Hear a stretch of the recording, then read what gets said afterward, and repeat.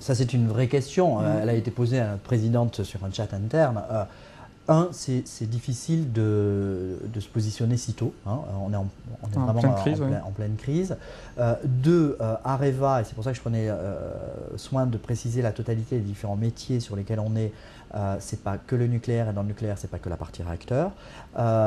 Trois, on a la chance d'être parmi justement ceux qui proposaient des solutions particulièrement sécures. On nous l'a même reproché. Hein. Quand on a perdu des contrats parce que nos réacteurs étaient chers, on nous a dit qu'on était peut-être allé trop loin en matière de sécurité. Donc je pense que Areva, en termes d'expertise, en termes de reconnaissance des éléments de sécurité, a toujours été attentif sur ce sujet. On va l'être encore plus, hein, mais ça c'était le cas déjà des générations de 3 de réacteurs.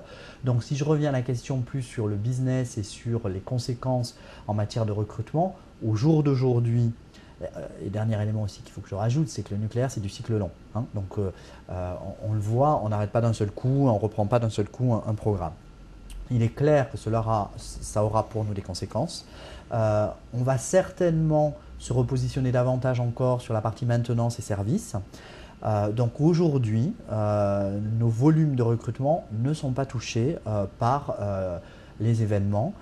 Ils pourront l'être. On se re-questionnera dans quelques mois, mais en tout cas aujourd'hui, on a encore besoin de pas mal de monde pour travailler sur les projets en cours, pour travailler sur le cycle du combustible, pour travailler sur la partie mine, extraction du minerai d'uranium. Et sur le renouvelable, bien entendu. Donc il faut continuer pour les candidats à aller sur le site internet. Ils le constateront, le volume de postes reste le même aujourd'hui.